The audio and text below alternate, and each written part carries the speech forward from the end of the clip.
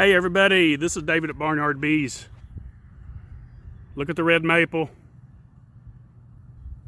It's blooming in Chatsworth, Georgia. Let us know in your area. Let's keep it coming. Let's keep the comments coming about in your area what's going on with the weather, the temperature, the rain. I believe this really helps a lot of beekeepers out. We share information this way. So if you would comment your situation. Of course, there's no bees out. It's 31 degrees.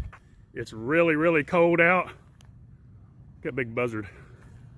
It's really cold outside and absolutely no movement. We've just got past a lot of rain. We've had several inches of rain, so we've been pretty much flooded everywhere. And but what I want to talk about today, as we're watching the big buzzard scare my chickens and the geese. But what I want to talk about today is who can you trust in beekeeping? And I mean new beekeepers. Who can you go to? Who can you ask questions when it comes to, I've never seen a buzzard, not getting off subject a little bit, I've never seen one really come down that low. It is a buzzard for sure. It's not an eagle or anything. That's weird timing, isn't it? Maybe he's after me. He's straight above my head now. That crazy thing. That was weird. Oh well, anyway, back to the subject. Who can you trust in beekeeping? Well, there's not a straight up simple answer for that. And let's go down to the bee yard and look around while we talk. Okay, we're down by the bee yard. It's not like we can see anything except a bunch of different colored hives sitting there while we talk. But you got to be real careful. And new beekeepers, I understand, can be completely lost when you first start. And that's why I've always focused our videos on the new beekeeper, because they're the ones that need the help the most. And any of you that are experienced beekeepers, please reach out to some of those and help them out and get them started. Now, some people go to books and read. Some of them are good, some of them are bad, some of them are outdated. The old school way of beekeeping, most of those things just don't work in this day and age. And the reason being because a lot of it back in the 70s, 80s, and even into the 90s, early 90s, they didn't have the pest that we have now. I tell this story often about where I originally come from, a little town called Jacksonburg, West Virginia. And there was this old beekeeper. He had 2 beehives. He always had 2 beehives, only 2 beehives every year. The same 2 beehives. He managed and kept those 2 beehives, pulled honey from them, and they did perfect. They did fine. All he had to do was add a super and pull a super, and that was it. That was his beekeeping. Now, the pests and problems of today has really, even though they was bad things that happened with the hive beetles, the varroa mite, tracheal mites, and diseases and stuff that the bees get from the mites, is, even though it's bad, it has really got people very educated in their bees, in a deeper knowledge of knowing more about their bees, other than just adding a super to collect honey and pulling the super back off.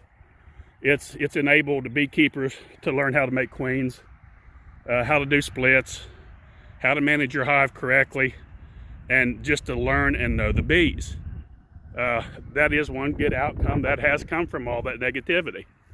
And it's very true. You know, I believe that we here at Barnyard Bees, we run a lot of bees.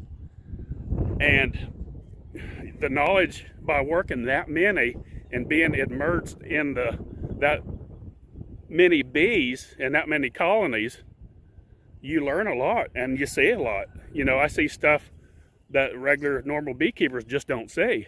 It's because of the number of bees that we handle, from the crazy swarms to the several queens in one swarm that a lot of people will still deny.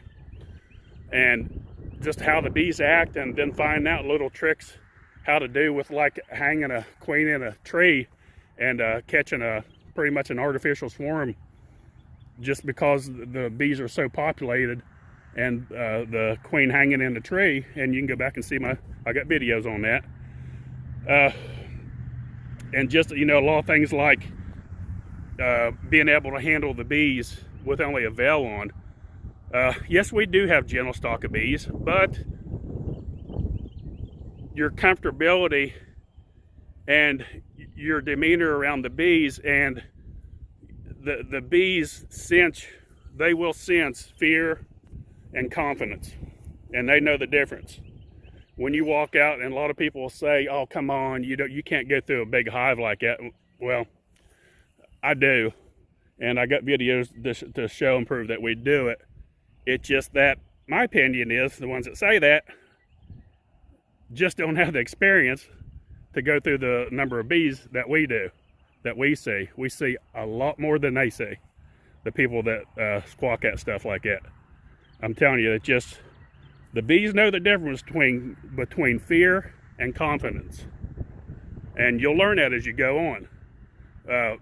Bees, you can sense it, you can feel it, and when you open that hive up, now yes, some of them are still grumpy, and then that's another thing, is how to learn the bees.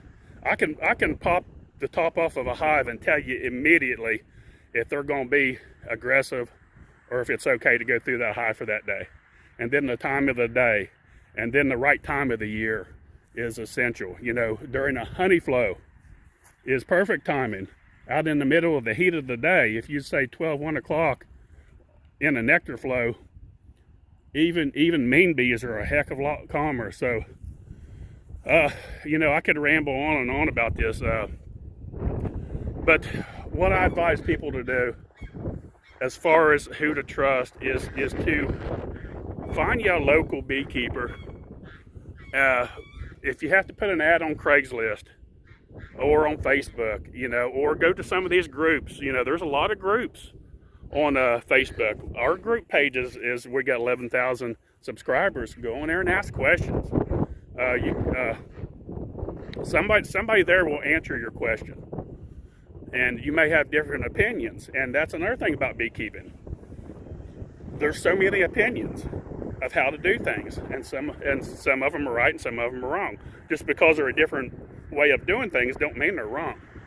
So kind of keep that in mind, new beekeepers. Get on the ball right now and study. It's crunch time. You know, we're a month away from pretty much starting to do splits, and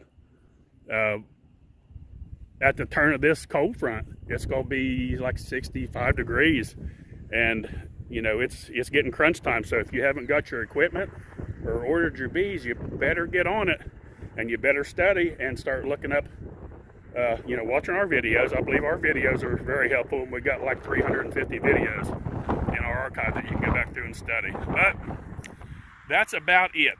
I wanted to talk about that. Don't forget, if you need packages, nukes, beekeeping supplies, barnyardbees.com. Just giving an option. You know, if you need to get supplies, we are very competitive on everything that we sell. Very competitive. So that's about it. Look at my geese up there. They're watching me. They come down and watch and get nosy. They want to know what's going on, what I'm doing. But that's about it, folks. Don't forget, please click on the little bell. Please share our videos. Like and subscribe. If you haven't subscribed yet and you're a viewer, please subscribe. It helps it just helps the channel out a lot. And that's about it. Thanks for watching. Barnyard Bees.